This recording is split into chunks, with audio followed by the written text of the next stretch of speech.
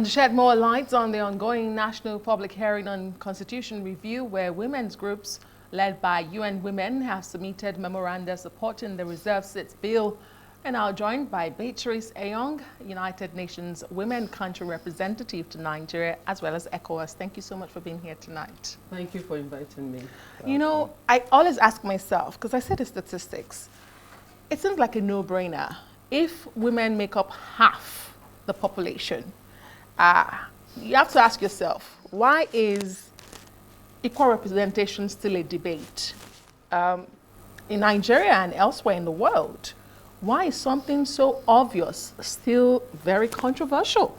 Are you able to make sense of that? Yes, I think you're very, very right. If you look at what statistics have shown, what gender equality and women's empowerment can bring on the table, it is just an easy something that could be done even by our leaders. But the problem is, one, people generally fear that women being equal to them means becoming recalcitrant, stubborn. But that is not the case. That is not the case. Other issues are cultural issues. Other issues begin at even the home, the school, at the school level. They begin at the community level, and it makes it difficult for women to even develop confidence for themselves, you know, to stand as candidates, for instance. And again, during the elections, we've witnessed gender-based violence in elections. That even could frighten women candidates.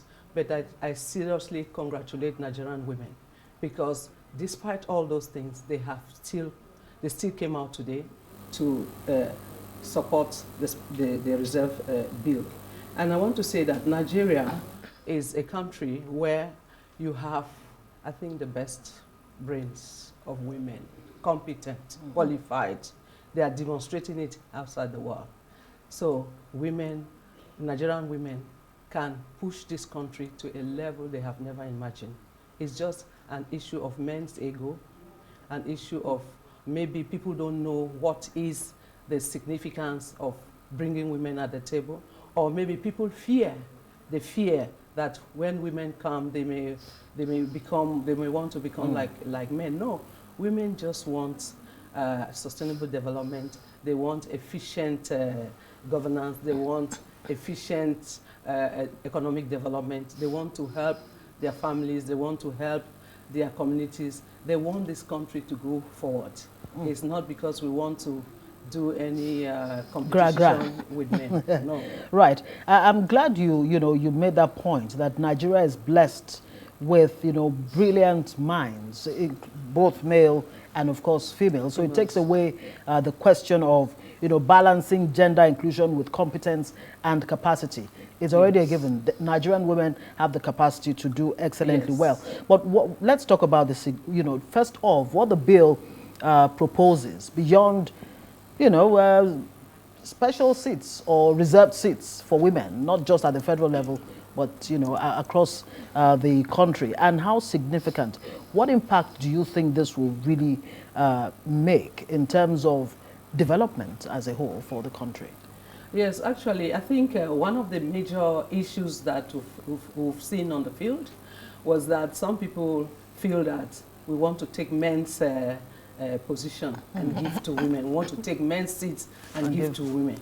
But this particular bill, this reserved seats for women, is additional bills that only women can compete. It has happened in other countries. Only women will compete, but it will not be nomination, like say, okay, I choose somebody to go. No, all the women will pass through the same process of election. You see, and also it's a temporal measure. It will be reviewed, it will be evaluated to see what it brings to the table or to see what challenges could be there.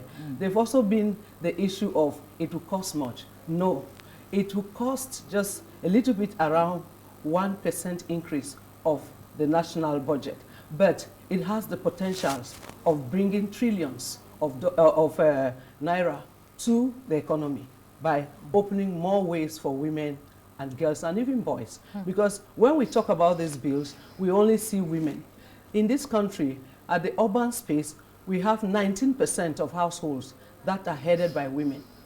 In the rural areas, we have 15% of households that are headed by women.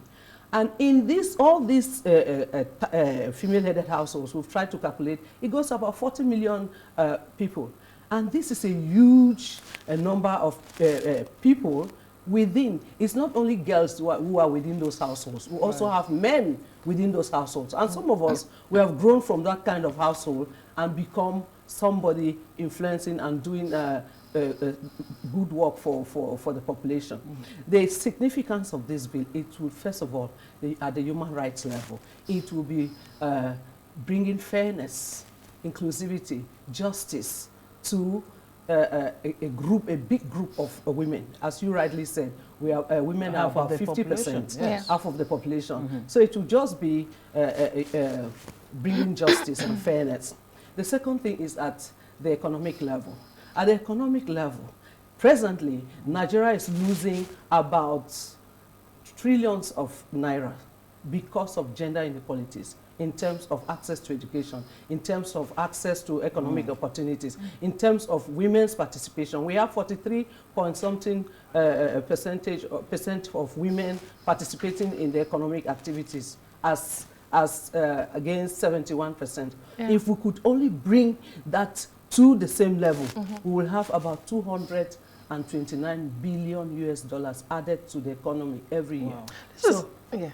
Because we have to quickly wrap up. Yes. This is definitely a source of concern. I mean, you're throwing your weight behind this. Beyond SDG 5, which is achieving gender equality, I believe that's SDG 5. Yes.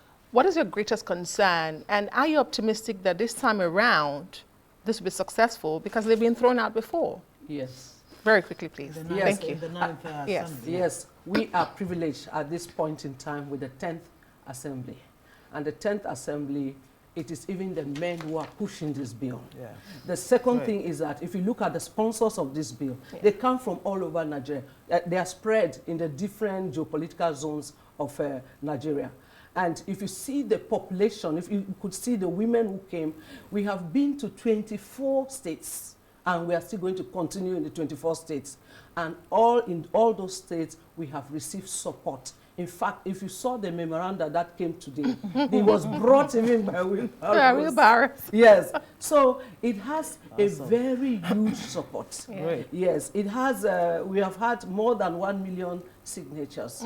We've had so many memoranda just for this particular bill. Awesome. Well, we hope that this support will eventually translate, because when you have 4 out of 109 senators, 16 out of 360 House of Reps members, that is way too low. Miss Beatrice Eyong is the UN Women Country Representative to Nigeria and ECOWAS. Thank you very much for joining us. Thank you. On Newsnight. Thank you.